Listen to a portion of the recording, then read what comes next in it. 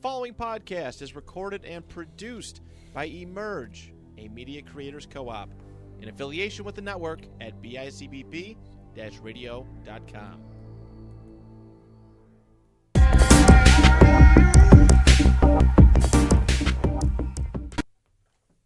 Alrighty, and welcome to episode 35 of the Big YAC podcast. It is I, Mike Pareto, alongside me as always, Nico Salambenny. And today we have two very special guests. First one is Justin Matthew Sinclair Gilmore. He is the director of the Victory Formation show. How are you, Justin? Pretty good. You said my whole government. That's wild. Well, I just wanted to make sure I got it right because first, middle, last. Yeah, I just want to make sure because we had somebody before, correct us on names and whatnot. Like we saw his name on Instagram, but then he texted us and said, "Hey, actually, by the way, it's this." I just wanted to make sure I got it right. So, got it right. Excellent, man. Sir. And also we have Marcus Smith II, former Seattle Seahawks defensive end. He was a first-round pick by the Seattle Seahawks. Eagles. I'm sorry, he played for the Seahawks. Yep. My bad. He's also he's also the host of the Circle of M podcast. How are you today, Marcus? Man, I'm doing good, man. Appreciate you guys bringing me on. It's a blessing. For sure. We're going to start with you, Marcus. Talk a little bit about like your journey, coming out of college. You went to Louisville with Justin. Talk a little bit about your football playing career, and then tell us a little bit about your podcast. Well, first off, I went to college as a quarterback, played quarterback pretty much my whole life. I actually met Justin when I think it was my freshman year. He was a sophomore, and then we actually became close probably around my junior year going into my senior year. But I started off as a quarterback, and Coach Strong, he actually switched my position. And he came one day, he asked me, he said, "Man, what'd you think about playing linebacker?" And I'm like, whatever it takes to get me on the field, because obviously I wasn't playing a lot at the time. And it was two seniors in front of me at the University of Louisville. And then Teddy, he was coming in the next year. So it was like, okay, you want to move to linebacker or you want to sit behind people? And so I ended up moving to linebacker, and then that spring I ended up moving to defensive end. And obviously I had some mental struggles even then because it was a hard thing for me to do, to be in the trenches.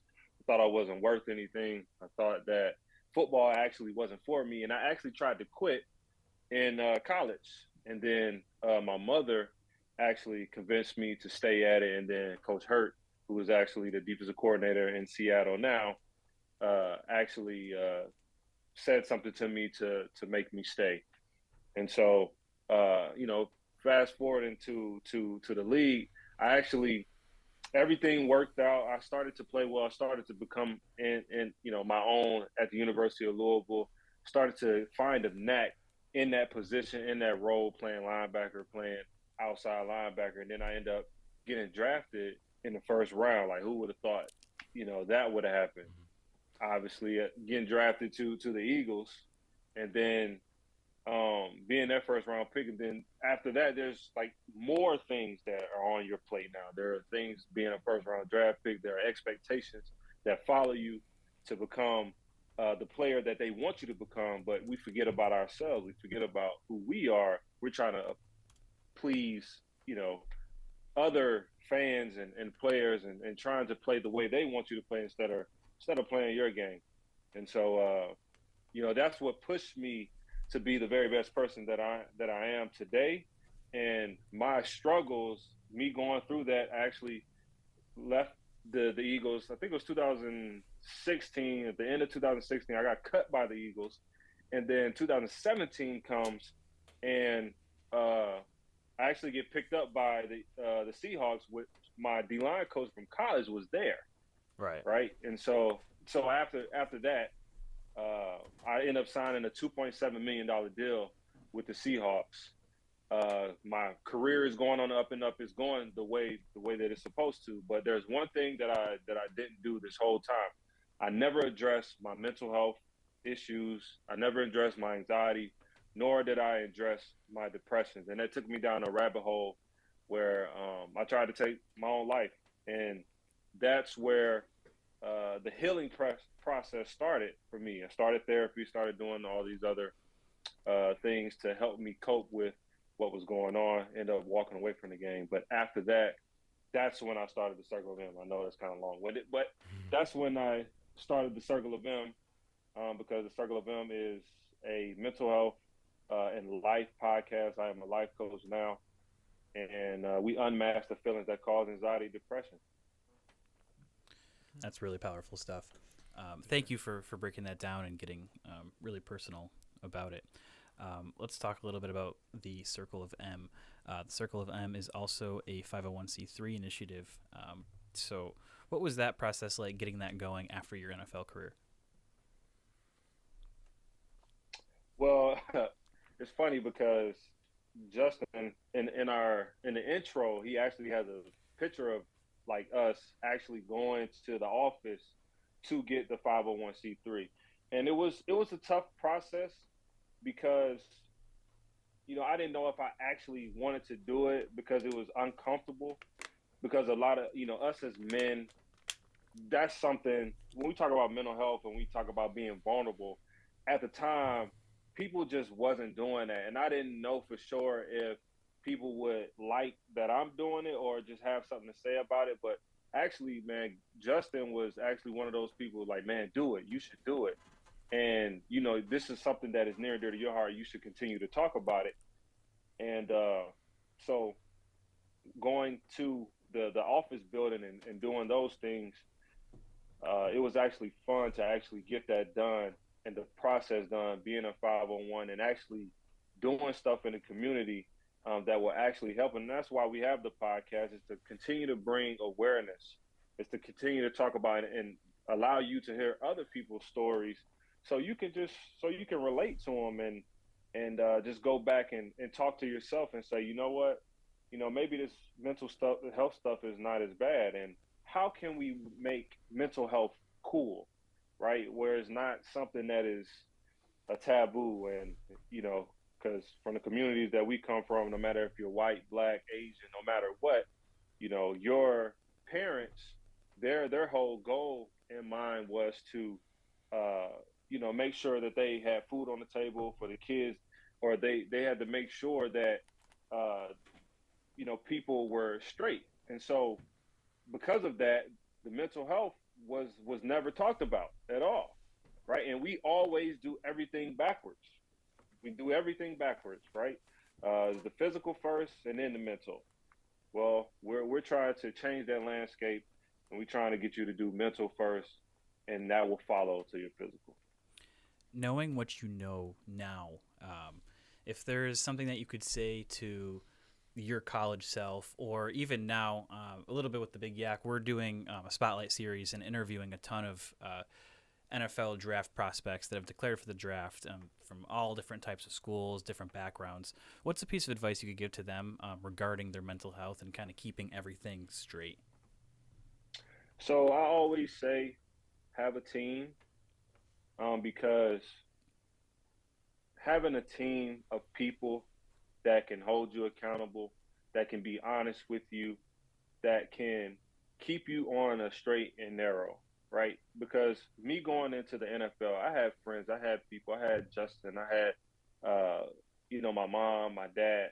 But in all actuality, I needed other people too. Like I may have needed a therapist. I may have needed someone who had actually been there and been in my shoes to actually tell me what to expect and how should I expect things and how should I go about things. And so it's okay to have a mentor to be able to usher you into that type of life. And it's okay to ask questions.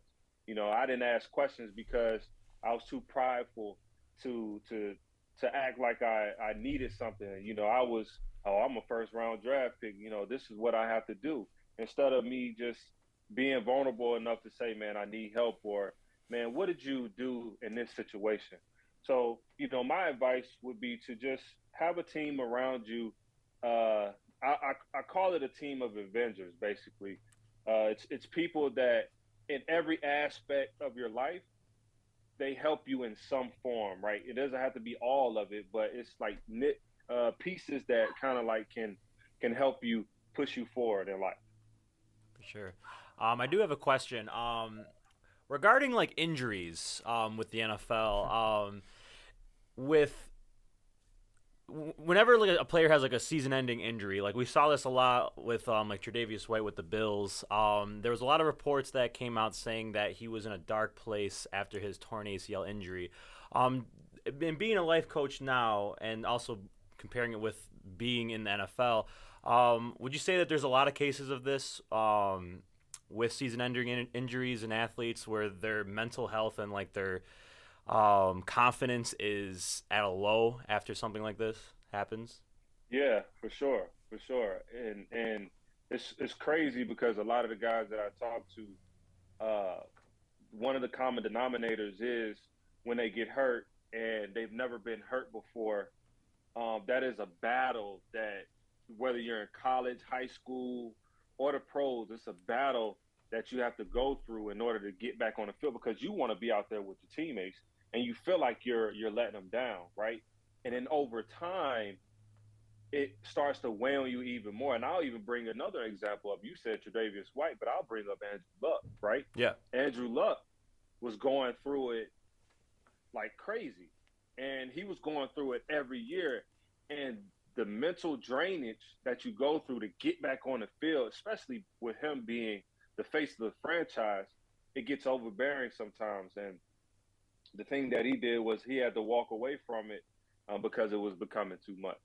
And so, yeah, I do believe that is a common denominator. And a lot of guys, whether you're in high school, college, or the pros, when you get hurt, man, it's a tough thing. And it's hard to fathom something because, you know, you don't play football to get hurt, right? Sometimes it just happens and you don't expect it. And sometimes you get the short end of the stick. And that's why I'm a life coach. That's why I bridge the gap. Because when people come to me and they ask me questions, I can tell them what they may need in that moment. Or they may need to just hear a story from me that will uplift them, that will help them kind of like push them along to make them feel like they're not alone. I think it's important for Marcus, too, as an example, especially with the facility that he runs now, A&M Sports and Fitness, with, you know, he's got a lot of youth. They got pro guys in there, him and his brother-in-law, Aaron. You know, a lot of guys, like you said, haven't been hurt or, you know, they haven't experienced. They don't know what to do. They don't know how to react. But the reality is that it's 100% injury rate, you know, whether it's a broken finger, turf toe, ACL, what have you. And, you know, like what Marcus does, I think is important for the younger guys. Like, you know, he's getting ready to, you know, release season 4 of The Circle of M, and he's, you know, doing college guys, he's doing high school guys, interviewing them, you know, talking through some things, you know, et cetera. And I think that's important to start at that level so, you know, those guys are more prepared, you know. So, you know, he mentioned the team of Avengers, so Marcus can be a resource for those guys. That way when they get there, they're more prepared. You know, you can't, once you get to the NFL, a lot of people don't know, you know, like some people aren't really coaching. They expect you to just be who you are and be polished and, you know, you're a pro now. This is your job. You know what I'm saying? Like you don't have, you know, Johnny Manziel was like, you know, it's different. You know, you can go to practice, you can have a game and you come home and you go to the dorm and you play the video game with your friends, where these guys have families now. So it's different to open up to them. They have kids of their own, you know, just different things like that. So, you know, I think it's important, you know, what the Circle of M is doing and the podcast and the facility, because it's not just about athletics. It's about mental health as well. For sure. That's something you don't really even see often, that cross between the physical and mental in the same facility. I didn't know that portion of it, and that's such a cool thing to see. Because, like I said, you go, you know, to the therapist or you go to the gym. There's not that cross typically, but yeah, what you're doing there is awesome, fantastic. I think it's breaking boundaries. Yeah, absolutely. Trying to. Yes, sir. yeah, is there anything else that we'd like to add? I think I do have to ask, Marcus, what do you think about Gino getting paid? Big thing Man, for him. I think it was well deserved. I agree. This is a guy that went through a lot playing in the league. I don't know if you remember, this is a guy that was the leader of the Jets, and he got his jaw broke. And then after getting his jaw broke, it just went downhill from there. Like, people were saying so many bad things about him, and it was like he just continued to work. And then next thing you know, you see him on the Seahawks, which, man, the Seahawks is like the best team to like go and revamp your career. Like, if you notice, like Pete Carroll, he always go gets the guys who people have just written off. Now, you know what? I'm gonna go get him, and I'm gonna be a father figure to him because that's what he is. And he brings them in. It's a family-oriented place, man. Justin, I wish you could have actually came to Seattle, man, because he's very a family guy. Like, he lets the family come in the locker room. Like, he lets family come to practice. He keeps that aura around the facility, and so that's why I think a lot of the reasons why Gino flourished too. You know, he has it in him too as well. He's an athlete, but the organization says a lot to an athlete who does well too as well. Yeah, even So. I could tell like when we wanted to shoot some things, and the video team like shot the interview of you for us and everything, just like got it right back to us, like super willing to be helpful, which other organizations, they might be like, you're doing this with your friend or your business partner, that's outside of what we do here. So yeah, you could kind of tell that it was that kind of vibe over in the Seahawks organization. I just want to say, this is so cool to see. Me and Mike, we talk all day about stats. What are we going to do? Contracts and this and that, talking about the news. Right. But, we don't get to see this perspective all the time of the family-oriented, the atmospheres of each of the facilities. So thank you for opening that up to us. Yeah, thank you, man. No problem, man. It's important. It's very important. For sure. Well, yeah. If you have anything else to add, Marcus, please do. Thank you a lot for coming on. We really appreciate it. And everybody, please take a look at Marcus's podcast, The Circle of M. It's available on Instagram. It's also available, I believe, on Spotify as well, correct? Yeah, we actually have it on all the podcast platforms. So if you want to listen to it tomorrow, we talked to a collegiate athlete who started at St. Francis University. His name is Donnell Brown, and he actually entered the transfer portal and went up to the University of Maryland. So you'll be able to hear his story on how he actually went from a D2 to a D1. D1 AA to a D1. Sorry. So, yeah. For sure, yeah. We're going to have to take a look at that. But, yeah, thank you again, Marcus, for coming on. No problem, man. Appreciate you guys. All righty. Have a good one. You too. Alrighty. So yeah, that was Marcus Smith giving us a little insight on mental health, and also giving us a little, mirror view into his football journey and journey to his point of his life right now. So Justin. What's up, Alrighty. Let's talk a little bit about the victory formation. Just give us a little bit of to anybody who hasn't seen it yet. Just give us a little bit of information to any audience. It's it's about the area that I'm from. It's football in the area. Marcus is from Columbus, Georgia, for example. A lot of my teammates were from the South. Marcus was going to go to Florida before Coach Strong came to Louisville. Mm-hmm. So he's following Tim Tebow, Cam Newton, that kind of, that texture. So a lot of my teammates were like SEC kind of guys. And the culture in the South is different. It is, very much so like, the first camp I did with Marcus in his hometown, the kids came out, they had all matching shirts, shorts, they had their helmets, like they were like ready. Mm-hmm. Where, my camp was a little different. Like, we weren't even allowed to have, gear and, stuff like that. So mm-hmm. It was kind of, it's a way of life. So, with that being said, though, I think that sport was big for me. sport was huge for me. So I wanted to kind of shine a light and let people know that there are some coaches that, take sports as serious as they should. So basically, it's an 11-part documentary series on football in Western New York. The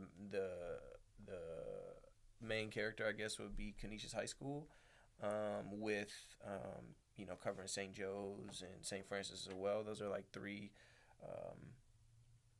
historic organizations here, programs. Those are the three top Yeah. top football schools in Western New York. I so would they say. do kind of, they travel out of state.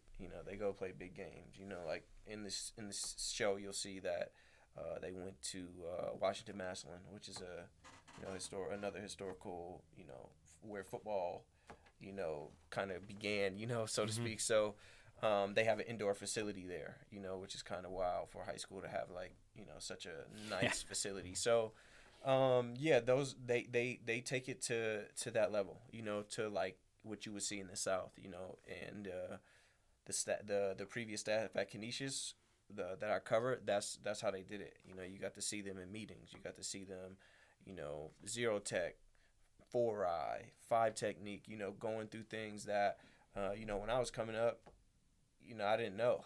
I had, I knew the very basics, but I didn't know like the nuances. I didn't know what a 2 to 3 player was, et cetera. So that's kind of what it is. It's football on a high level. It's high school football on a high level, and it just so happens to be in my area that I'm from. Long story long. Oh yeah. I will ask you this. We asked Terrell Ford. He was our first Spotlight Series guest. About the recruitment process with like Western New York players. Do you think because you've been around different programs around Western New York. You're from Wheatfield. You went to Wheatfield High School. You've also been around Niagara Falls with the camps that you did as well. And then comparing them to like the Canisius, do you think like there is, and now that you bring in like the South too, do you think there's like a huge comparison between like scouting and recruitment between like say around here in Western New York compared to like the South? Well, to let the record reflect, I'm not from Wheatfield. I'm from Niagara Falls, New York, and I'm very specific about that. I did go to Niagara Wheatfield High School. Is there a comparison? As far as as far as like, are you asking like that's like those specific programs or just programs overall? Just programs overall. I don't think we compare, but I think that we do have talented people though. Right. Where those three schools you'll find a group of guys like Nick McMillan, for an example, who left Canisius and went to Maryland, actually, where Marcus is, and he took his team to the state finals. He's a baller, killer. I think he's an SEC talent to me. Mm-hmm. I think he's under recruited for sure because the area he's in. If he's in Georgia, Florida, or if he was in Maryland all 4 years, he would at least went to Maryland. At least. I think he's gonna dominate at UB. When he gets his opportunity, I think he's gonna dominate. But to the recruitment process, there isn't much recruitment process for us. Mm-hmm. So that's the thing that kind of frustrates me. Is like you said, there's talented players everywhere. Yeah. There's not different water. they're not down south the culture is a little bit different where it's faith family football. Up here there isn't that quite the same, but that doesn't take away from the talent that's here.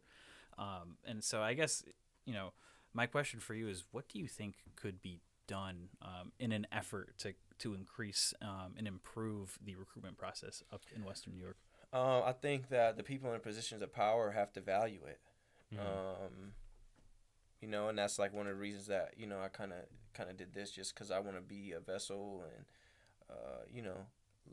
let the world know that we have some talented guys, etc. But I think the people in the positions of power need to value it. Like really take it serious. Here it's just like, okay, you play high school sport, it's over with. All right, you graduated. Bye. Mm-hmm. Where if it wasn't for I if it wasn't for, you know, for me chasing the game of football, you know, I might not have went to college. I might not have graduated college. You know, I might not have, you know, done so many things, you know, and those skills that I learned in football, I'm able to apply to my life now, whether I'm running my business, whether I'm communicating with people. My situation was a little unique too. You know, I thought I wanted to be an agent originally. And I just so happened to go to one of the best universities in the country as far as athletics goes. While I was there, we were #1 earning athletic department in the country multiple years, led by Todd Jurich. Now we have a great AD as well, Josh Hurd. So I think he's gonna do some amazing things. We just got Jeff Brom. So I think Louisville's on the up and up. Kenny Payne just came here. We had a rough year in basketball, but we'll be back. But yeah. So did my Syracuse Orange. Yeah. But, you know, I think that, you know, people here just have to take it serious and put more effort into it because it creates opportunity.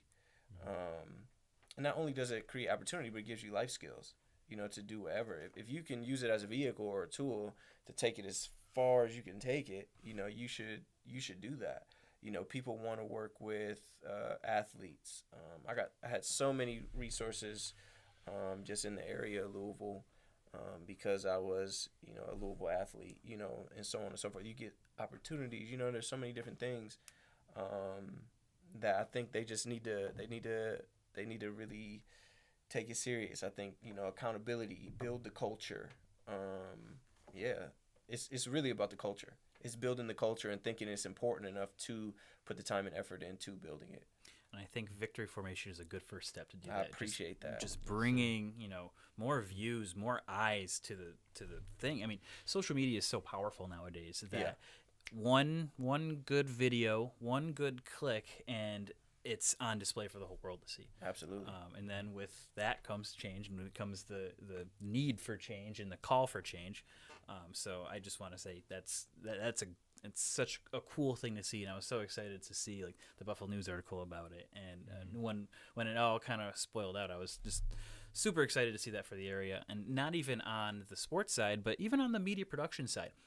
There's not a lot of media production in Western New York. There's one content house that was opened up 8-9 months ago, Legacy, and they're doing content and they're creating everything. But we thank Emerge every week, and I think even especially today it's huge because there aren't places like this. So not only does Victory Formation show that there are talented athletes in Western New York, I think there are talented talent, for lack of a better word, talented media producers, and just like yourself. I mean, you came back to the area to bring a light on that. So I just wanted to say thank you for doing that. Absolutely, man. It's my pleasure, man.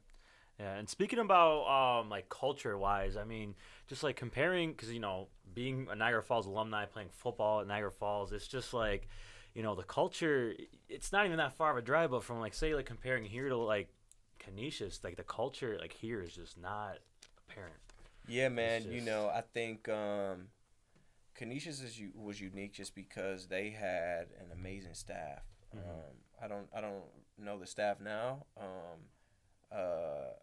so I can't really speak on that. And I spent time with that last staff, and they had done it for years on end. Led by Rich Robbins and Brian Taylor as the DC, and then Brian Gorman was under them, and then he was the interim coach. So that group of guys and group of men, like if you watch the show and you see Coach Taylor, it was like college, like teaching those kids. And of course he played in the NFL and he's from New Orleans. So, his father was an All-Pro for the Bears. So, it's just kind of in him, but, he poured that into the kids. He's an intense man, intense guy, but he showed them a lot of love too. He definitely used the sandwich effect. And I think that group of men just really put forth the effort. Like Coach Taylor is a boss too. He has a job outside of it. But if you watched, there was some stuff that I didn't even put in there with, his breakdowns and percentages.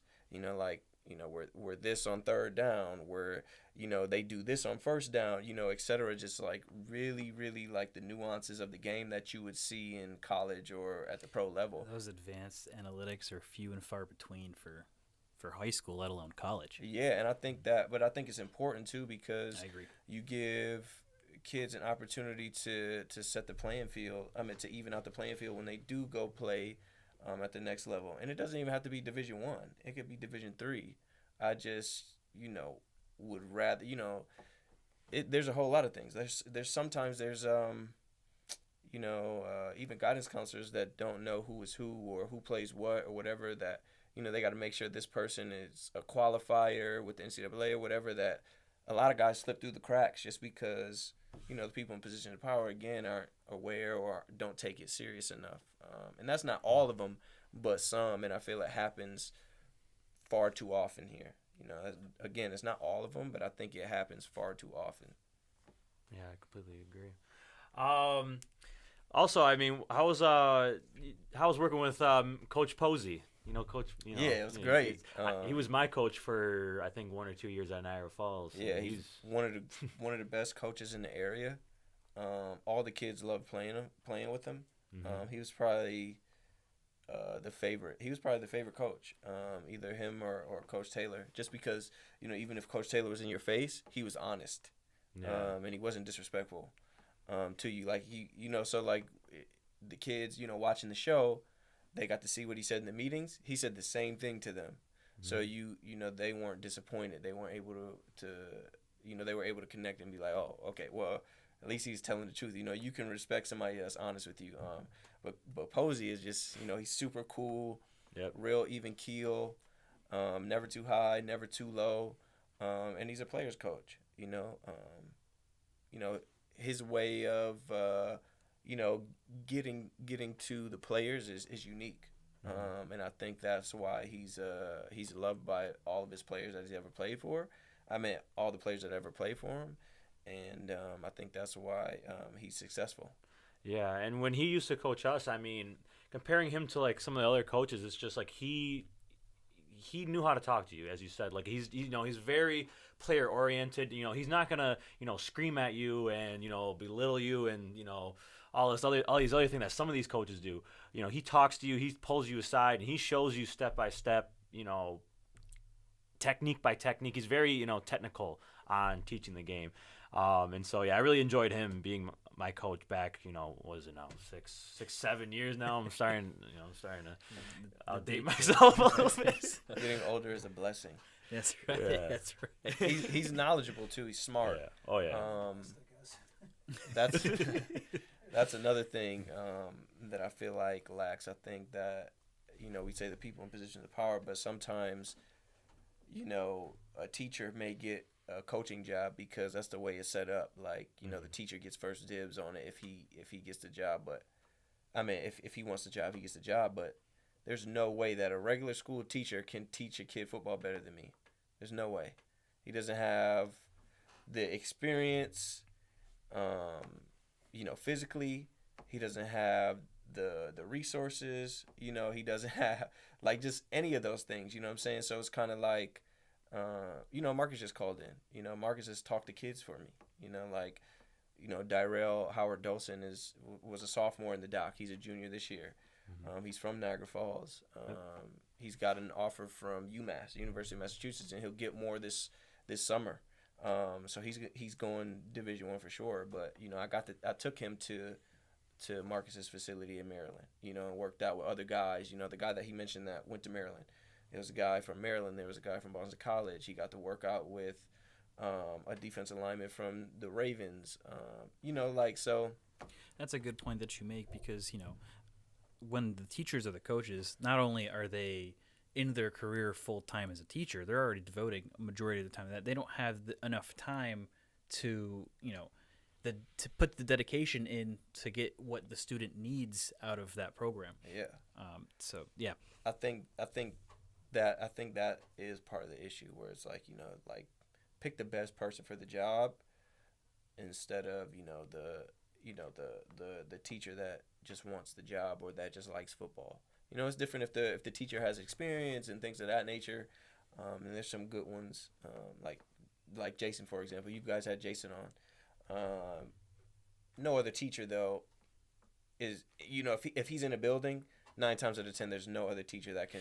No other teacher can say that he played with Saquon Barkley. Yeah, exactly. You know what I'm saying? So it's kind of like, You know, like just and it's not even so much about throwing around big names, but it's just Right. about, you know, like Just being in teaching the the atmosphere. game. Yeah. Teaching the game. You know, what this looks like, even to be able to identify talent. Right? It's like, you know, I may see a freshman do something and be like, oh, that kid's gonna be good because I know what it looks like. I know what it's You've supposed been to there. be look like. Yeah, you know, like I know like when Devontae Parker got to Louisville, like he ran like a slant and a go. That's it. You know, pretty much. You know, like That's just all you needed he to see. scored every 3 plays in every 3 catches he scored in high school. You know, Unreal. like he's the most athletic person I've ever seen. He probably could have started on the Louisville men's basketball team, which is saying a lot because they won a national championship when I was there. But you know, I saw his progression from freshman year to his senior year. You know what I mean? Like, and he could have came out in his junior year. When Marcus was drafted to the Eagles, Chip Kelly asked him why Devontae didn't declare. You know, and of course, you know, he ended up breaking his foot and, you know, some other things. But yeah, that's a real story. So like I'm even if I see a young kid, I'm able to identify like, okay, I know what that looks like. I know the hard work that it's gonna take. I can tell you what work you should do, et cetera. And I feel like, you know, and it's not even that you had to play to do that. It's just about going to find the information. You know, take this if you're gonna coach or what have you, like go out and find the information, get the information. There's so much information everywhere now. It's just like you can at least like if there's a demonstration, you can at least teach through that. You know what I'm saying? So I feel like that part is Show me a is YouTube missed. video, right? Yeah, you know what I mean? But at least, you know what I mean? I feel like, you know, game planning and stuff is like, you know, when I'm in high school, it's just like, you know, see ball, hit ball. Oh, we're in this coverage or what have you, but it's just like, you know, go tackle the man with the ball instead of like, hey, you know, we're running this, and then if they do this, we're checking to this, and you know, so it's kind of, I don't know, yeah. So I wanna ask about seeing you, and now as a college player, kind of watch. Now you're sitting back and watching the game, and we talked about this a little bit last week. You don't really have like a favorite team you root for. You root for your guys. Yeah. What's it like to see your guys go out and compete, like Devontae, for example, like still out on the Patriots? Like what's it like to kind of see your friends play at the highest level? I think it's cool. It's super cool. That's another thing too. I think sometimes because those things aren't tangible here and they don't see a lot of pros, you know, it's almost like it's not real. Like it's, you know, this huge anomaly when really it's like, you know, you go to just Liberty City in Miami, which is, you know, not that big. You know, they got Antonio Brown, Chad Johnson, Devontae Freeman. You know, you can go on and on. Teddy Bridgewater, you know, on and on and on and on. And all those guys have been all pro. So it's like, you know, I feel like because our area hasn't seen it, it's like crazy to them. Where, you know, now that I look at it, I remember just after my redshirt freshman year, I had a teammate go to the Bucks named Brandon Heath, who was really great, and just seeing him on TV was like nuts to me. You know, it was wild. And I'm like, damn, he was just here, or, you know, like. I remember when Marcus got drafted and he came back and he showed me his account, and he was staying with me and my girlfriend at the time. He was just visiting. He was sleeping on our couch, and I'm like, damn, you was just broke with me a couple months ago, bro. You know what I mean? Like I think that I don't know. I think my perspective on it is like, you know, anything's possible. I think anything's possible in life, not just with sport, but anything is possible if you know, really, you know, work on manifesting and working towards it. So I know I got off topic a little bit, but I think it's super cool. But I'm saying that to say that it's normal. It's become normal. But it's still super cool to see your guys. You know, like you know, I work with the Paul Hornung Award, and you know, Marcus Jones won it last year from Houston, and he's at the Patriots, and you know, we're friends, and you know, we've developed a rapport. So to watch him be, you know, the first person to score on offense, defense, and in the return game since Deion Sanders was like the coolest thing, you know, like congratulating him. It's him and you know, Deion. Yeah, you know what I'm saying. So it's really the coolest thing. It is normal to me now. I guess I've been spoiled in that way, but I also want people to know like you can do it and it is a real thing, you know. But it is cool nonetheless. It's super cool, super thankful. Like even basketball, watching Donovan Mitchell, you know what I'm saying? Like I had just graduated, you know, when he came in, or Peyton Siva when we won the national. Peyton Siva just talked to the Niagara Falls boys basketball team for me last week before their sectional game, And they won it. Yes, sir. I mean, Carlos is doing a great job with those guys, so they were super prepared. But I'm hoping that Peyton was just able to, you know, they seen somebody that was a national champion that won a Euro Cup championship, 2 state titles in high school. Just somebody that's really, you know, accomplished and that's been played for the Detroit Pistons. So yeah, it's always cool to see people that I know at the highest level, you know. The closest thing that we have, what's been really cool to see is we've been interviewing some of these collegiate players, and then now seeing them at the combine, I'm rooting for them because we just got to know them like right before that. Yeah. So I relate to you a little bit in that. I want to talk a little bit about the show again. Cool. So you haven't started your marketing. I guess you could call this the beginning of your marketing campaign for the show, right? So how has the early reception of the show been so far for you? The early reception of the show's been great. I kind of work like, you know, if my people say it's good, then it's good. So it doesn't really matter, you know. That's how I feel. And the kids love it. So, you know, I'm in a group text with a bunch of the kids.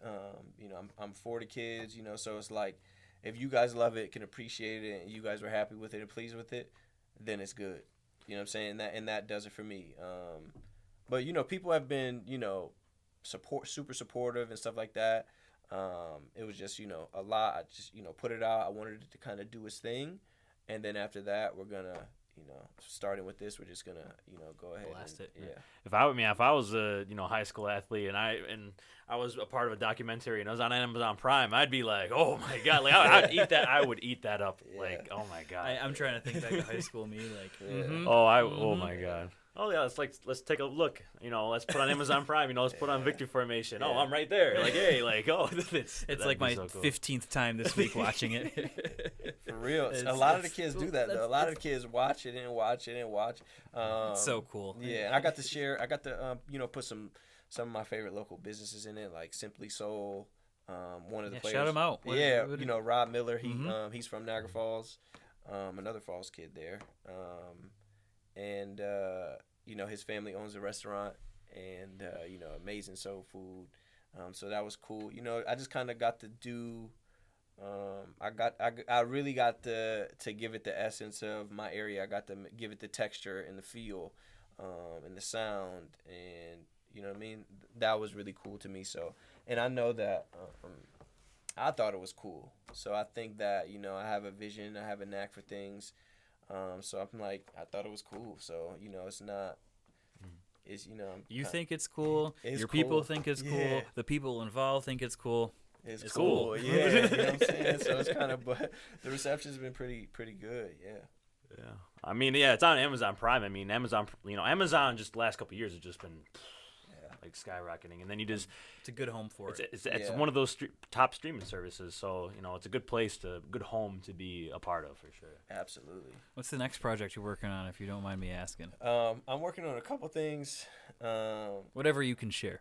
You know, another one of my good friends, DeAndre Mount, who I played with and played in the league for 5 years. He's in production as well. So in June we're gonna shoot a short series. That'll be pretty cool. So that's kind of like the next big thing that we're working on. Our production combining. He's done some, you know, great stuff. He's worked with Michael Vick, the Williams sisters, Serena and Venus. So I'm really looking forward to that, and you know, I'm writing a couple things, of course, too. Yeah, for sure. A documentary series following high school football in a city more known for its wings than its sports, created by Justin Gilmore. Victory Formation Show. Give it a watch on Amazon Prime Video, for sure, for sure. We're going to start talking a little bit about our the NFL. What a week. What a week it was. We were accumulating all the headlines this morning and before because you have to. We wrote the script out a few days ago, but since then there's been so much, and I'm like, am I forgetting anything? And then right after I texted, I'm like, wait a minute, I forgot this. So real quick breakdown. I'm gonna try to run through it and ramble it. Geno Smith, 3 years, $75 million.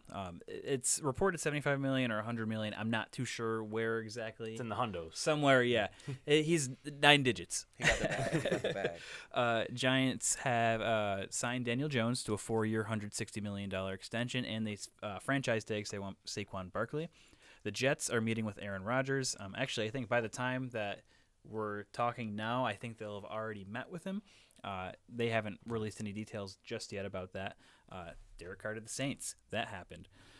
Lamar got the non-exclusive tag. The Ravens can match an offer a team gives them, and that team must give up 2 first-round picks if they want him. With that, Dolphins and Falcons are not pursuing. A lot of teams aren't. Hold on. Are you just rambling these off? You don't want to talk about each of them? I want to get them all out on the floor, Okay, and then Okay. there's so many we could spend 3 hours talking about this week alone. And then we'll pick a name out of a hat afterwards. Cool, whatever anyone wants to talk about. With shopping, the Titans are shopping Derrick Henry. The Cardinals are shopping DeAndre Hopkins. The Bills are expected to lose Jordan Poyer and Tremaine Edmonds to free agency. Calvin Ridley gotten reinstated. Evan Ingram tagged. A couple veterans released, and Eric Kendricks, Byron Jones, and Leonard Floyd if a trade can't be made. And then with the rumor mill, the Texans are pursuing a veteran quarterback, and the Bears are looking to possibly trade back multiple times. All that being said, the league year hasn't even started yet. So it's a lot. It's football. Like I said, pick a name out of the hat. Where do we start? I mean, the big thing is what everybody's talking about the last 24 hours has been Lamar Jackson. I mean, it's just what can you say? How can all these teams? Because you did say Miami and Atlanta, but there's more than Miami and Atlanta who came out and said, "Hey, we're not pursuing Lamar Jackson." I can't wrap my head around. MVP is on the block, and you're not pursuing him. I think there are 30 teams that should be pursuing them. Yeah. You know how many people just called for Kevin Durant? I guarantee, like, yo, that's like the equivalent for like Kevin Durant. Yeah, I agree. So it's like, I think I think that because he doesn't have an agent, they're trying to make an example because he's not doing it the way they want to do it. Mm-hmm. And I think that's a good point. That's and a really I think good point. that the whole Deshaun Watson thing, they want to prevent that from happening as well. Right. Again, with the fully guaranteed, big deal. So, do I think Lamar is worth it? Yes, he should get more than Deshaun Watson. Oh, for sure. And he's proven himself. You can say what you want, but he's proven himself. MVP. He's MVP. He hasn't had, a true number one receiver necessarily. And he's been balling. I really think that's what it is, though. I think it's feels like collusion to me. Right. I feel like, it's like, yeah, we're not. That doesn't make any sense. You're not. It's literally the most important position in the sport, and you're like, nah. He could take us to another level, but I'm not going to get him. Like the Dolphins. Biggest dual threat quarterback since Michael Vick. Yeah. 49-21 so far record in his career. Well, how much better can you 2019 ask MVP. for? There's not going to be another one of these just floating around on the trade block. No. Yeah. And I think like a lot of there's so many reports coming out, and it's just like teams are trying to say, or not teams, but like Adam Schefter, Ian Rappaport trying to say like, teams don't want to make the offer because they already know the Baltimore Ravens are going to match it. I'm like, shoot or shoot. It's Lamar Jackson. Like it's not, it's not some, mid quarterback that we're dangling around here. It's Lamar Jackson. Almost every year he is just balling, as you guys said. MVP on his resume. I mean, what else? It's just, and that record. What else can you ask for?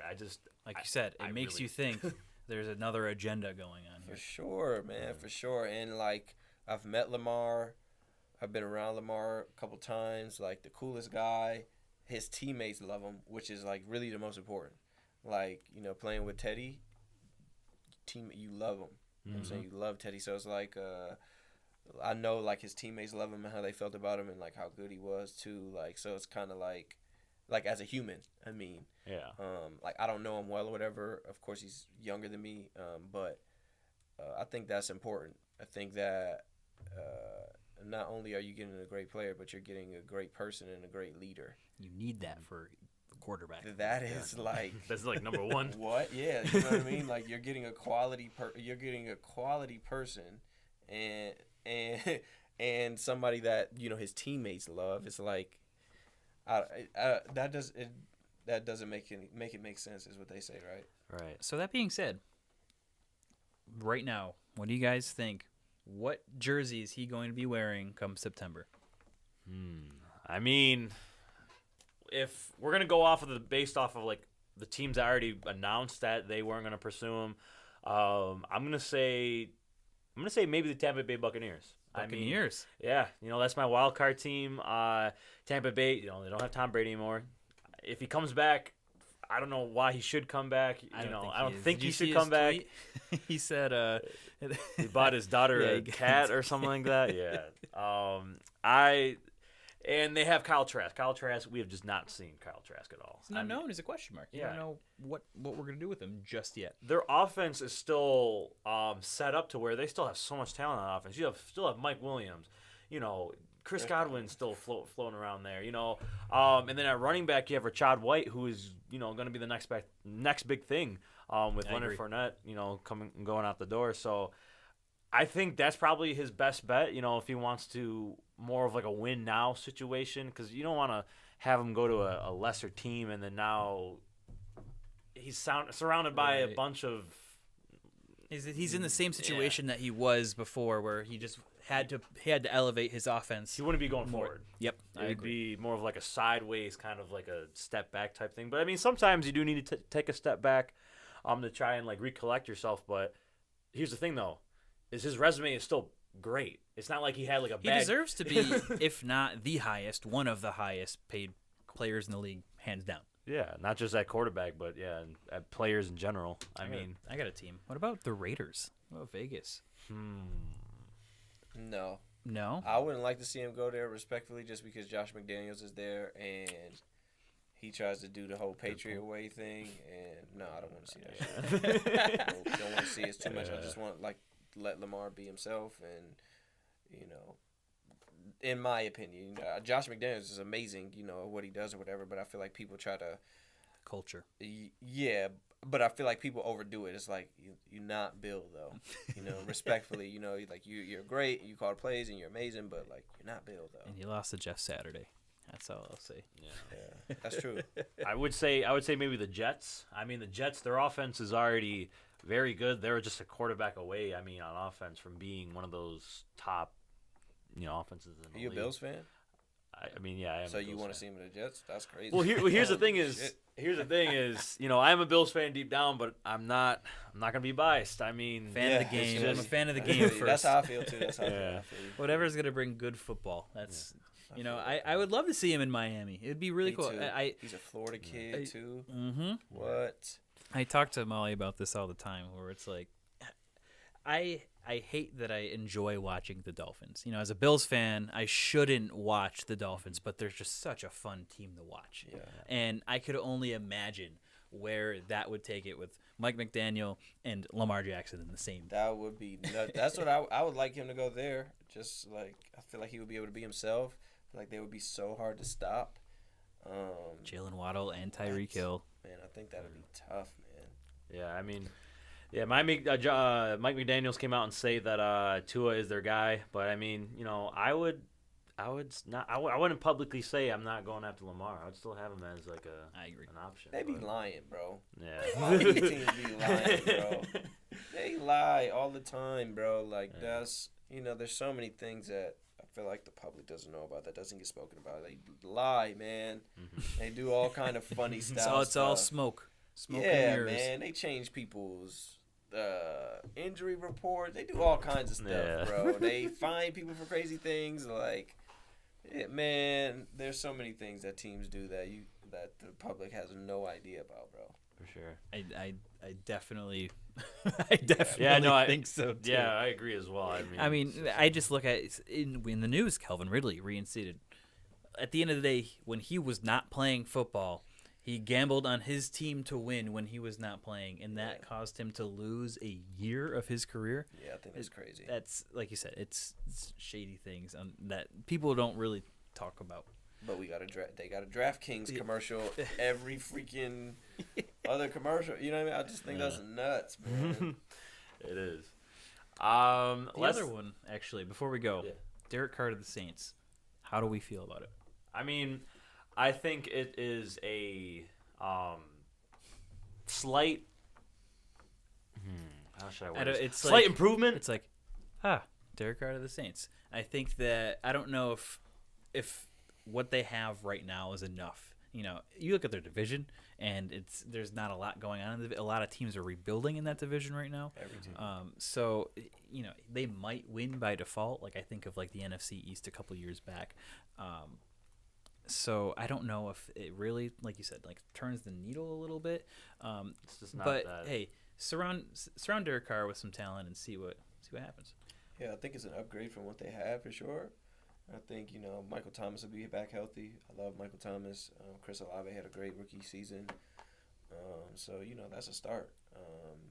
I don't know if they'll get Jarvis Landry back or what have you, but I mean, he's a veteran. He's proven. You know, it'll be nice for Derek to work with some of those guys. And I think he just needed a fresh start.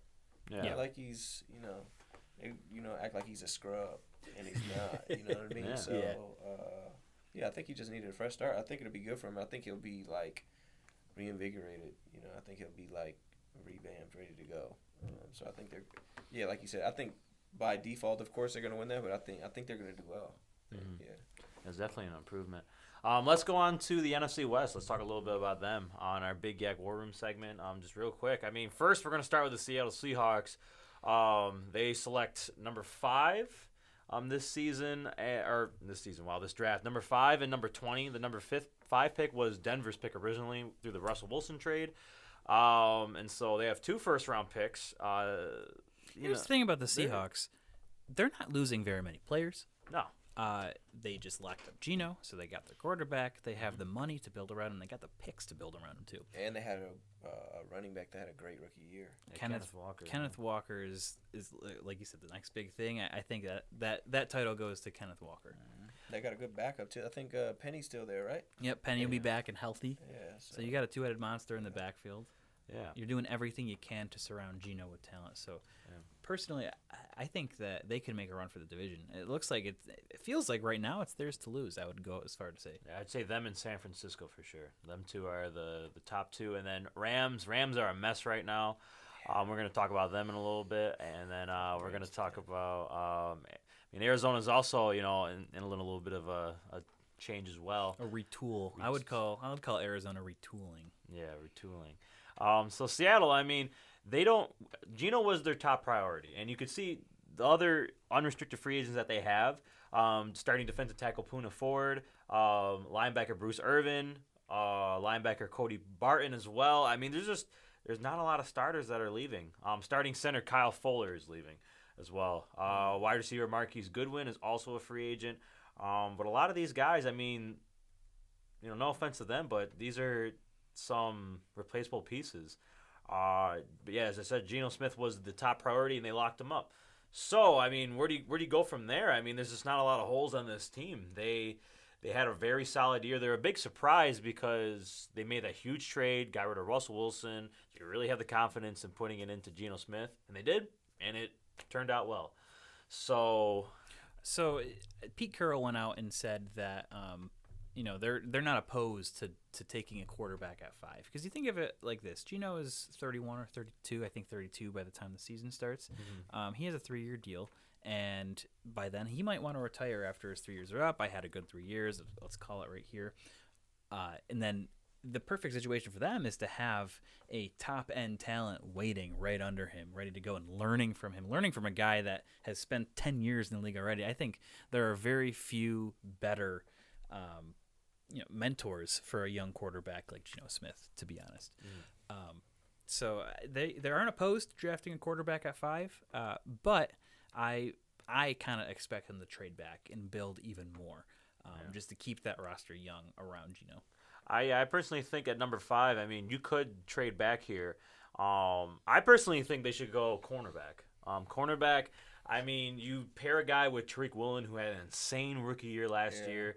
It's a dog. Yeah. Other than that, their opposite cornerback is Mike Jackson. I was waiting for something. Mike Jackson's their starting number 2 corner. So if you get a guy like Gonzalez from Oregon, you trade back a couple spots. You get Gonzalez. You pair Woolen with Gonzalez, dude. Gonzalez also had a huge. You're set on the boundary for years to come. Yes, you're set. Safety wise, you have Jamal Adams coming back from injury, and then you still have Quandre Diggs, who is a great veteran presence back there. I say you trade back with number 5, and get Gonzalez or another cornerback with that pick. I'm looking at a team that wants to get a quarterback. Like maybe if they haven't moved up just yet, Carolina, go back from 5 to 9, and you could still land Gonzalez. Yep. I think that's a perfect situation for them. Yeah, that's pretty smart. What does the mock say? What does mock have him taking? Let's. I can pull up. I think. With Bruce Irvin being, a free agent, I think you could get a pass rusher potentially at 5 too. That's just as good as grabbing a quarterback. Will Anderson might be there from Alabama. Yeah, and he's proven. He's done it at a high level for the last, I think, 3 years, 3 years. Which is saying a lot, just because Bama has such a deep roster. They're so talent rich. Everyone has to wait their turn. So it's kind of like, but I think he's been like the man for like a couple of years now. So it's great. So Pro Football Focus has Seattle Seahawks taking Jalen Carter, defensive tackle out of Georgia, who recently made headlines. Yeah. But teams, he took care of what he had to take care of, and I don't think it'll ultimately affect his draft stock too much. I think a team that's sitting in the 5 to 10 range is going to get an absolute steal of a player. Absolutely. So they have him taking Jalen Carter at 5, and that would be probably best case scenario for Seattle. You have possibly the number 1 player in the draft altogether fall to you at 5. You don't have to do anything. By all means, take him, and it's at a position of need. Yep. Please. I think that's what they do. I think they've been successful when they can run the ball and play defense. So they got a good quarterback that didn't turn the ball over this year. They have 14 and 16 still. So I think they'll be solid. For sure. What about that 20th pick? They have 2 first-round picks. I mean, I think you go for a playmaker. I think you go Tyler for Lockett's getting a little bit older. number 3? I think you go for number 3. If Jackson Smith Njigba is there at 20, oh my goodness, he plays Lockett in the slot a lot too. Exactly. You have Lockett and Metcalf on the outside, and you have JSN on the slot. I think that could be potentially the best wide receiver trio in the league after this season. I'd probably say him. Yeah, Quentin Johnson. We talked about him. TCU. Or a guy like Zay Flowers. I'm looking at Zay Flowers too. He's Boston College. He's awesome. Yeah, he is such a fun player to watch. Yeah. That is Seattle. Not a lot of holes from there. So next team that I want to look at is we have the let's take a look at the Los Angeles Rams. I mean, they do not have your Los Angeles Rams. Yeah, man. Is that what I heard you say a little bit ago? Sad. They do not have a first-round pick this year. So let's talk a little bit. So since they don't have a first-round pick yet. Yes. So let's talk a little bit about the state of the Rams. What would you say about them? What do you think they're doing right now? The first thing that comes to mind is I feel bad for Matt Stafford. Right. Just because, he's been great in Detroit for a long time. Came to LA, had the great year, and then now it's kind of being blown up. So he's almost in like a got Detroit his ring, situation. and now he's back in Detroit. Yeah, you know what I mean? It's kind of like, I got the best defensive player in the league with me still, but that's about it, kind of deal. Especially if they're getting rid of Jalen and, Bobby, they decided to part ways. So I feel like, that's tough, man. That's a tough situation. I think they could flip Jalen Ramsey for a first-round pick. Oh, absolutely. I think that's what they're going to have to do to survive and kind of retool a little bit. Would you even think about taking a quarterback in this draft? It depends on his health. Yeah, Matt Stafford's health. I mean, he has the neck, right? Yeah. He had a couple things. Yeah, he was a couple things. Yeah, he had wrong. I mean, I would consider it. It's just you're on the outside looking in. You know, they're trying to get their cap room situated by cutting guys like Bobby Wagner. Leonard Floyd's also leaving as well, and then if Jalen Ramsey leaves as well, that will help out with the cap room wise. But yeah, Jalen Ramsey's just a generational Here's the thing: talent. they are losing their, at least as of now, losing their entire special teams starting core.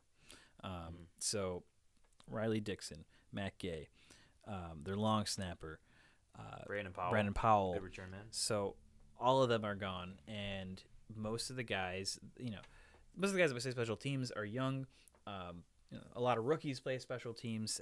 I think in this draft, it's huge to just keep trading back and get as many pieces as possible to retool for the future.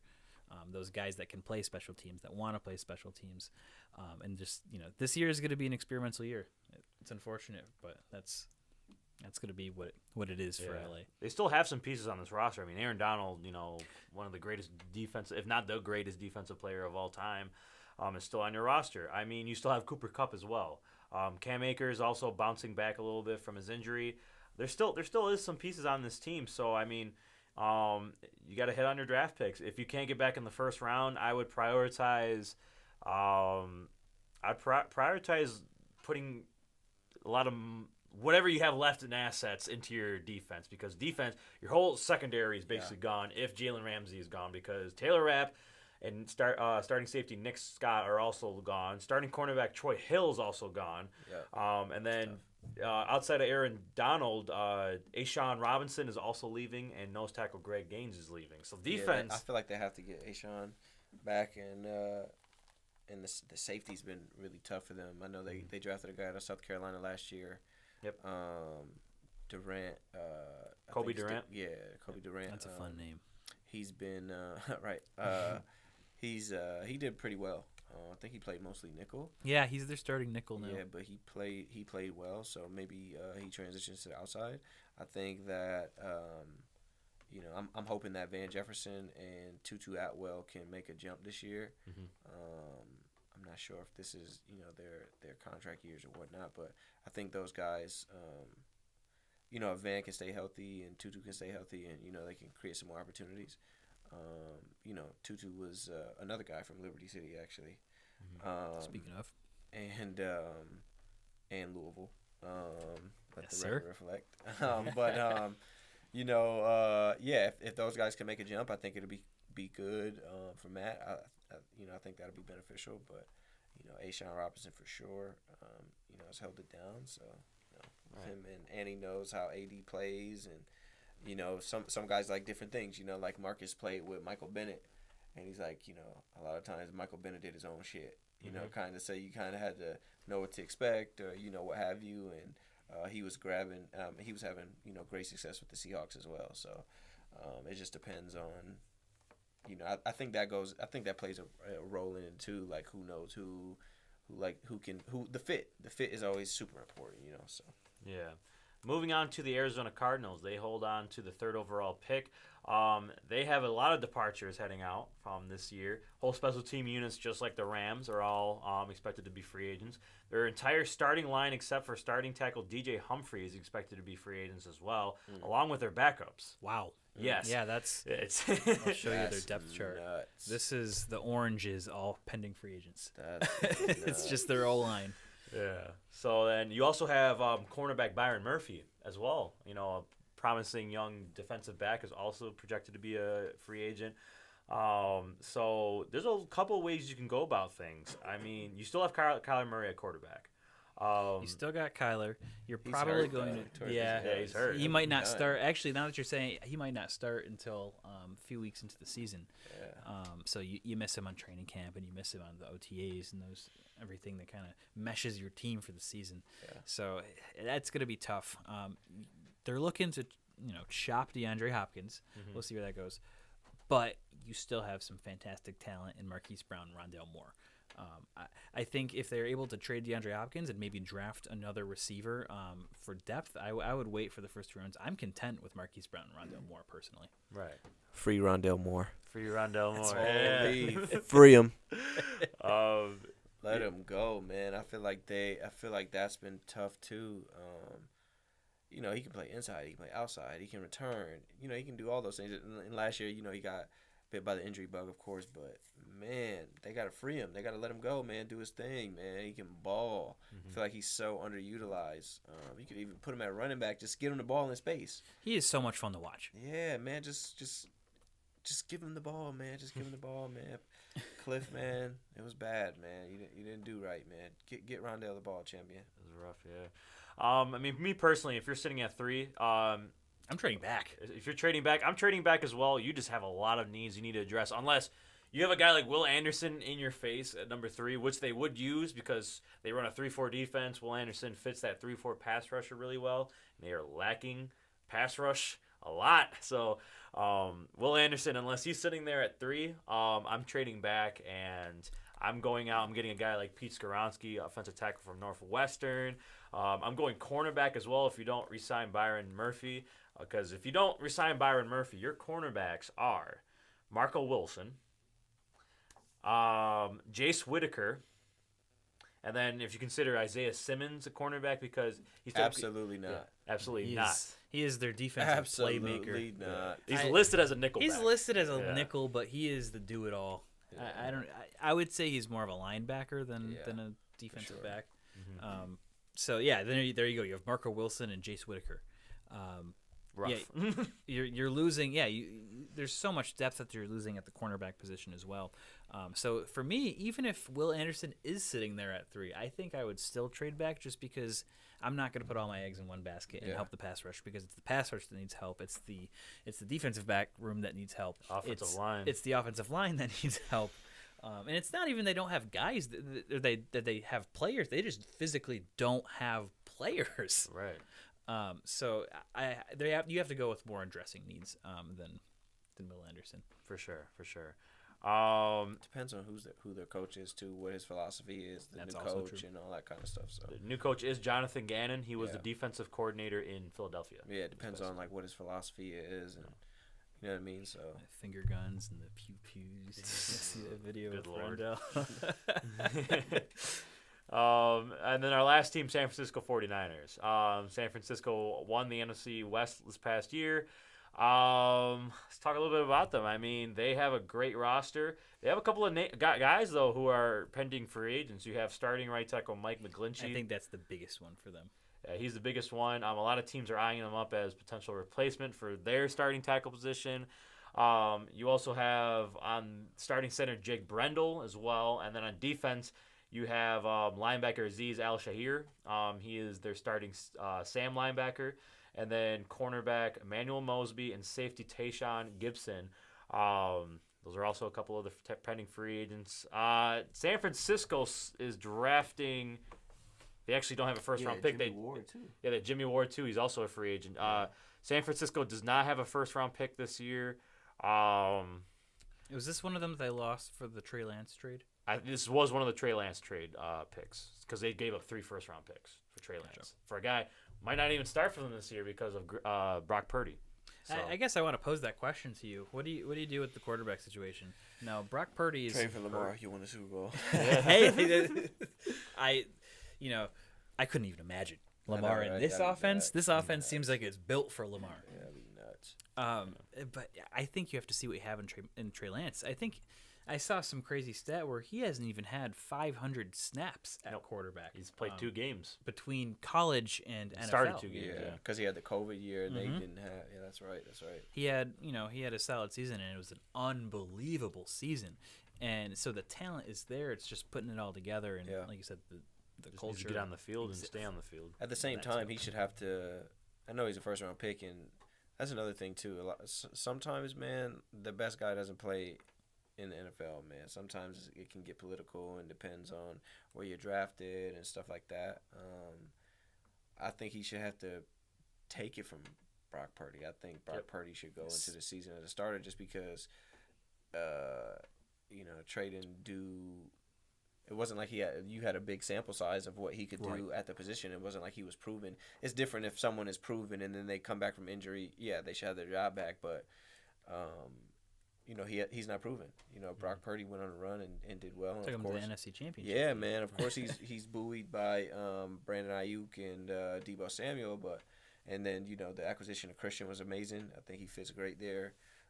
But yeah, man, I think that you roll with Brock Purdy, to that extent. I mean, they know what they have, of course, but I think that Trey Lance, you have to take it from him if he's gonna get it. May the best man win. Yeah. Exactly. Open competition. For Yeah, the that's what I hope for Brock Purdy's sake. I feel like I hope that they give him open competition. The latest news with him is that it looks like they're going to postpone surgery, so it seems like it might be healing a little bit faster than they had originally expected. So who knows? He could be ready for OTAs. Is Josh Allen have to get surgery? No. He I guess they took him in for just to look at it, and It's a partial. Yeah, It's a partial. It said it didn't require surgery, but Brock's is a full tear. So sometimes with most of the time with the full ones, you should get surgery. Partial, I mean, it all depends on the severity. But yeah, Josh was a partial UCL. UCL. Yeah. Yeah. I was And gonna Brock say. went back into the game with a warrior. Yeah. That's nuts, bro. For San Francisco, though, I mean, I would look into the free agency market a little bit, see what kind of cornerbacks as well. Pair somebody with Charvarius Ward, the cornerback opposite of where Emmanuel Mosby was. I mean, it all depends on if you want to keep Emmanuel Mosby. If you keep Mosby, and I say, you should. Why not Marcus Peters? Why not Marcus Peters? He's available. And he's from the Bay. He's from Oakland. the Bay. Shaquille Griffin from Jacksonville actually just got cut. I think yesterday or this morning. Cap casualty. Yeah, cap casualty. So he's a top 5 cornerback now, hitting like a top 5 available cornerback. Yeah. So you got guys like James Bradbury still available, Jonathan Jones, Bradley Roby, Marcus Peters. So there's some guys to look at if you. Marcus Peters would be. And he would be great for the culture too. I feel like he's just super He's a fun dude. He just seems like he'd be a fun dude to hang out with. Yeah, just you know what I mean. Yeah, I think I would definitely go after Marcus Peters for sure. Yeah, Marcus Peters is an option. Also with safety, Tayshaun Gibson. If you don't resign him, you might need a guy to tandem with Hufanga. I think that's his last name. Yep. Yeah, I can't remember. 29. Yeah, 29. So a guy to pair with him. You also got to think about Jimmy Ward as well. Jimmy Ward's been around the league for the last, I think, 10, 11 years. Yeah, and he's played safety, nickel, and corner. So he plays everywhere. The backside. So that's another guy you got to think about. And then also another departure is defensive end Samson Ebukam. If you get a guy to pair with the rest of that defensive line, you have Javon Kinlaw, Eric Armstead, Nick Bosa. I mean, you have another guy on the opposite side. I mean, it's just. I saw that Solomon Thomas, I believe his name, that they drafted years ago. He said he would like to go back. I think I saw something That could like be that. a good fit. He was with the Raiders, I want to say. I think he said he would like to go back. That'd be a great move for them to kind of address that position. Is bring that one veteran back, or bring a veteran in, and then draft. I'm looking at the edge at Army. His name I can't recall right now, but he's going right in the second round. I think he'd be a great value pick for them. Yeah, because you got to think like with the Rams and the Niners, they both don't have first rounders, so you really got to hit. If you don't hit on free agency, cap wise, money wise, you got to capitalize on those 2nd to 7th round picks. And so unless you can find a way to package something and get back in the first. If you're San Francisco, are you even going to try to move into the first round? Is there a guy? I don't think it's necessary. Yeah. Necessarily, like I wouldn't. I mean, you have what you need pretty much. The needs that they need to address don't necessarily have to be in the first round. Yeah. I agree. Yeah. So I think they can address the holes by free agency and by the later rounds, the day 2 to day 3 picks as well. Because there's a lot of guys in those days, non-day 1 guys who make it and even become successful than the first round guys. But yeah, so those are our 4 teams. That's the NFC West. It's definitely going to be an interesting division to watch going forward. Early predictions. Who do you got winning it all? Winning it all. For the division. For the division, I mean, I might say the Niners. I think they figure out things with the holes that they're missing, and just Christian McCaffrey, Deebo Samuel. I think whoever they have at quarterback, if it's Trey Lance or Brock Purdy, they'll still be successful. George Kittle, defense is stacked. I mean, I'm going San Francisco. Man, give me the Hawks. Yeah, Give me you the know Hawks. Seattle. Mm-hmm. I think that they have enough ammo to build around Geno Smith, and you saw what they can do with the roster they have now. Wait till they add more pieces to it. Right. I'm super excited for them moving forward. I would definitely say the 49ers. They did it last year. You can't. They are the team to beat. Yeah. I think they've done some great things over the last couple of years. I feel like when you got a front like that, between Kinlaw, Bosa, like you can pretty much Control the line of scrimmage. You can make some magic happen call there. it a day, man. It's tough. It's tough to beat a front like that. Yeah. And then real quick, I mean, NFL Combine. Who's a couple players that stood out? I mean, for me personally, Anthony Richardson had probably the greatest quarterback combine he of looked all time. Good. He looked damn good. Because that's probably that raised him from probably the lower 1 to 10. He's probably gonna be a top 5 pick now after that combine showing. Do you guys think that he should be based on the sample size? I think the talent's there. The talent's also there. And we talked on this a lot this episode, is the right culture fit.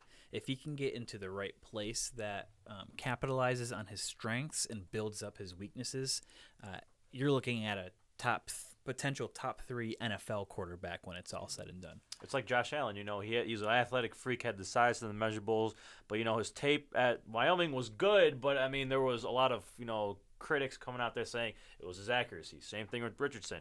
The accuracy's not there. Yeah. But when you have the right staff, the right surrounding cast, you can take that raw prospect and make him into a beautiful thing. Yeah, I think especially right now where he's slotted to go to the Panthers, I think Frank Reich would be great for that. Got DJ Moore too as well. That's a good guy to throw to. Yeah, I just think having Frank as a coach, I think just watching him on Hard Knocks, I thought he would be somebody that I would like to play. I feel like the players, love players him, coach, yeah, for you know sure. what I'm saying. So I feel like that would, I think that would be beneficial for him for sure. I'm actually looking at a guy that didn't participate. If I'm Bryce Young, am I kind of regretting not participating in the combine? Is my stock falling a little bit? I mean, it's definitely concerning with how good Anthony Richardson looked, how good C.J. Stroud looked. C.J. Stroud was another one that had a fantastic combine. How good Will Levis looked. I mean, he just has to capitalize on his pro day. I mean, that's basically what it comes down to. If he really wants to solidify being, what a lot of people are saying, the first quarterback off the board, you got to throw at some point. So if it's not the combine, I feel like at your pro day, you really got to, I think put on he a good will. show. I think that's what ultimately he planned on doing. If I kind of just recalling the headlines, I think he planned on just focusing on his pro day. Yeah. Which is interesting. I don't know.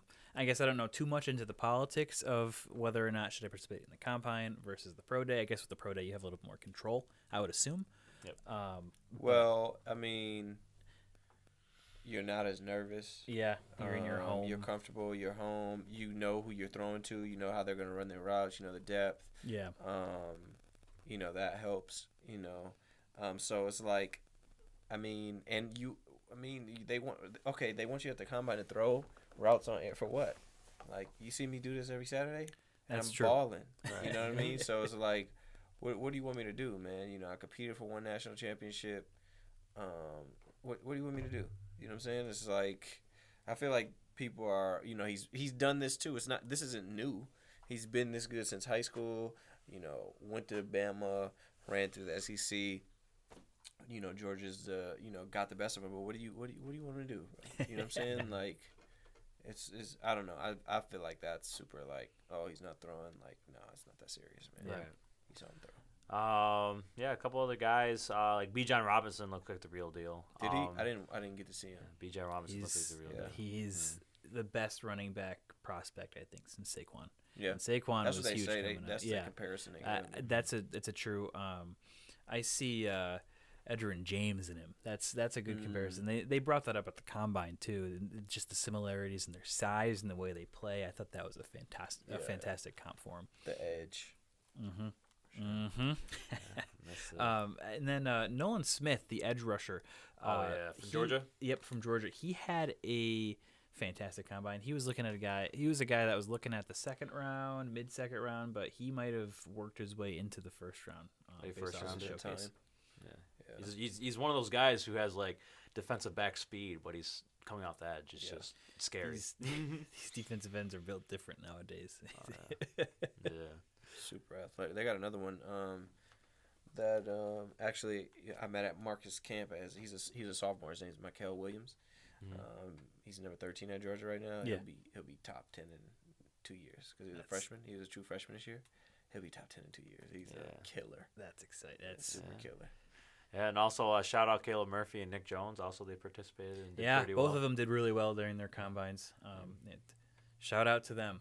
Shout out to they coming balled on. out. Shout out, they balled out for sure. I was watching them the couple days that they were on.